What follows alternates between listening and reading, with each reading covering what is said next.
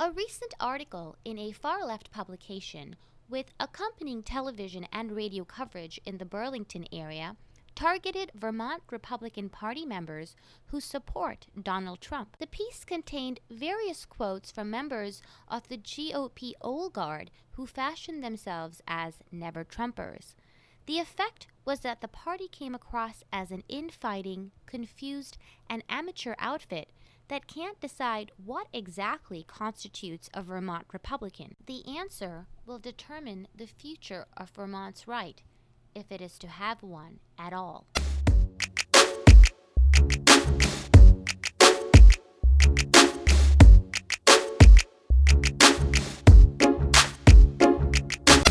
I'm Meg Hansen, and this is Writing What's Left. The article was written by the political columnist of this publication, but don't be fooled by the veneer of respectability that the fancy title confers. The author is a longtime blogger who traffics in hate, and this was clearly a hit piece. However, I believe that it is instructive and worth paying attention to because it reveals the great rift within Republicans in Vermont. The first faction is comprised of those who believe only liberal Republicans can succeed in the state. These include Governor Phil Scott, the Senate Minority Leader, and a number of legislators who first entered politics about 20 years ago. I'll call this group the Scott Troopers. And Faction 2 believes that Republicans will only truly succeed when they show Vermonters that they have distinct policy and political positions from the left. I'll call this group the Rebels. The Scott Troopers say, we can't waste our time with the base. Everyone knows there are twice as many Democrats as Republicans in Vermont. Oh, haven't you heard the Oxford English Dictionary has just approved Vermont as a synonym for progressive? And finally, the definitive proclamation. Vermont is not Texas. Therefore, Republicans in the Green Mountain State can only have a tenuous relationship with mainstream conservatism, and it is our duty to condescend on those dirty Southerners and their regressive brand of republicanism. Here I would like to pause and spend the next hour defending the honor of the Lone Star State, having spent a good many years there with my wonderful, most loving grandparents in Dallas. However, I'll put a pin in that for now and get back to our discussion. Okay, so Scott Troopers are less than impressed with red state Republicans and the national GOP scene. So who makes their world go round? Political figures from the early 20th century. For example, Thomas Dewey, governor of New York back in the 1940s. Nelson Rockefeller, also governor of New York. And from Vermont, Governor George Aiken and the Gibson duo, U.S. Senators from Vermont, Ernest Gibson and his son, Ernest Gibson Jr., representing the progressive wing of the party. These liberal Republicans of the Northeast were not interested in the social conservatism that really took a hold in the Republican Party of the South. Although they espoused fiscal conservatism, often they outspent their Democratic peers. Historically, the Republican creed in the Northeast was informed by middle-class Puritan values, the Unitarian religion, and transcendental philosophy, which stood in stark contrast with the landed aristocracy of the South. These historical differences came to head in the 1960s when radical cultural changes redefined American society. Politics lies downstream of culture, and so, not surprisingly, the parties realigned then. Spearheading change on the right was Senator Barry Goldwater from Arizona, who articulated a coherent intellectual philosophy for conservatism. It was fascinating to learn that Goldwater conservatives faced more opposition from Rockefeller Republicans than the left. This showdown culminated in the 1964 Republican National Convention, when Goldwater won the nomination, even though Nelson Rockefeller labeled him as an extremist. As with the cycles of fashion, everything that was once old is new again. And the Scott Troopers, modern heirs of the Rockefeller Republicans, accuse the rebels of extremism, or more fashionably, ideological purity. Responding to Rockefeller's accusations of extremism at the '64 convention, Goldwater said, quote, "I would remind you that extremism in the defense of liberty is no vice, and that moderation in the pursuit of justice is no virtue." Speaking of ideological purity, isn't Bernie Sanders lauded for the same? The Soviet Union is long gone. The Iron Curtain has long been lifted over Eastern Europe. Yet Sanders continues to rally against evil capitalism. The label may have changed from communist to democratic socialist, but Sanders remains ideologically consistent, ideologically pure. So while the left in Vermont is allowed to organize itself according to left-wing ideas and theories and principles, the right is not. Why is this the case? Oh, right, because Vermont is a deep, deep blue state, and it is imperative that we accept the status quo.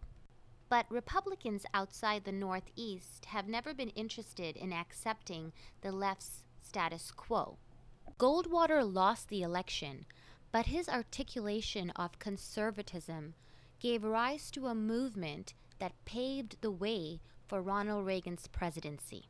From William Buckley's National Review to Rush Limbaugh's radio empire, Fox News, Newt Gingrich's contract with America, the 2010 Tea Party revolution, to most recently Donald Trump entering the fray, intellectual thought and political ideas on the right can only be characterized as dynamic, inclusive, exciting, colorful, with a sincere effort to reframe and redefine what it means to be a Republican in America today.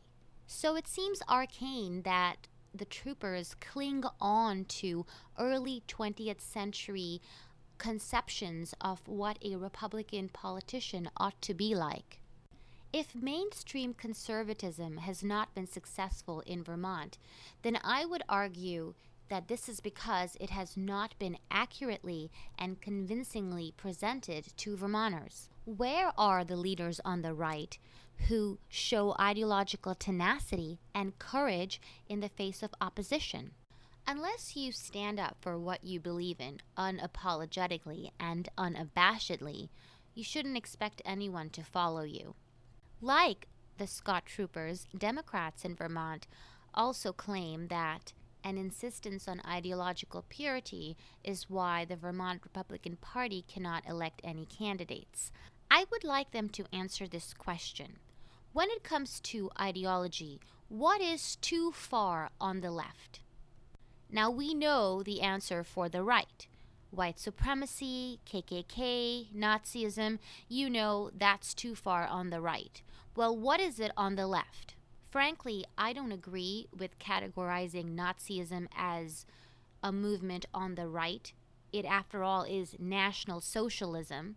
And so the Nazis were National Socialists, while the Communists were International Socialists. So they really are movements on the left, but the American left focuses on the nationalism aspect and makes Nazism a thing of the right. In any case, I won't focus on that and just accept that white supremacy and anti-Semitism is where we draw the line on what's not acceptable on the right.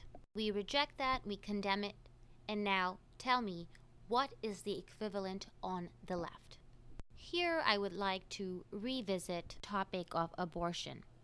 In the late 90s, the DNC platform talked about abortion as a, quote, difficult issue, something that needs to be, quote, less necessary and more rare. Bill Clinton famously said that it should be safe, legal, and rare, but that the last word on abortion was that it was not something to be celebrated. In 2019, however, as we head to the 2020 presidential election, Democratic presidential candidates are defending abortion right up to birth. As we discussed in the last episode, this is now the new pro-choice position, the left's new norm. How is Phil Scott responding to this radical reframing of the abortion issue? By not opposing it. Age 57, recently passed by Vermont legislators, endorses abortion for any reason right up till the date of delivery. Phil Scott has decided that he will not veto it. Now, he doesn't know whether he's going to sign it or let it go into effect without his signature, but he will not veto it. Let's consider the political ramifications of this decision. Why should Republican voters in Vermont trek to the polls to choose between candidates who are far-left progressives, Democrats, and Democrat-light candidates? As I mentioned earlier, the left in Vermont is very ideologically driven and organized according to far-left principles. I mean, there is a progressive party which stands to the left of the Democratic Party and has been moving the state to the far left ever since it came into conception. And the Scott Troopers believe that the key to success lies in somehow convincing Democrats that they should go with Republican candidates instead of the various shades of D that are on offer. I don't understand how that makes any sense. According to a number of political operatives that I've spoken to, at least 20,000 right-leaning voters stayed home in the 2018 elections because they didn't want to vote for Phil Scott, and that hurt all the down-ticket candidates. If the Republican base was energized and nearly every right-of-center voter was at the voting booth every 2 years, and yet the GOP was losing elections, then the argument can be made that, hey, we're appealing to the base and that's all great, but we need to expand and we need to somehow entice people who are in the middle or left of center. However, the truth of the matter is that most people on the right don't vote. They are not inclined to get engaged with the political process in any way because they look at it as a futile exercise. There's no one that they find exciting, no leaders that they want to follow. The various counties are not organized at all.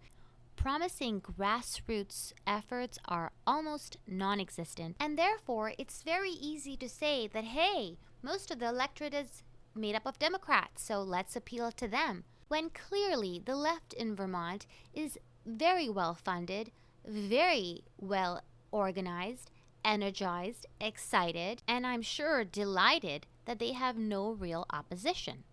But Meg, you're talking about abortion. Aren't Vermont Republicans supposed to stay away from social issues like that? Well, no one is insisting that you make a purely faith-based argument in the least church state of the nation. However, given that the parameters of this important topic have changed so radically that the left's position is now pro-abortion as opposed to pro-choice, I don't see why Republicans can't stand up for what they actually believe in. By now, I'm sure you've figured that I'm very sympathetic to the rebels, and in fact, I identify as one. In the next episode, I will switch gears and get into economic policy and outline the rebels' vision for Vermont. No prizes for guessing that it has little in common with that of the Scott Troopers and almost nothing in common with that of the left. I'm Meg Hansen, and you've been listening to Writing What's Left.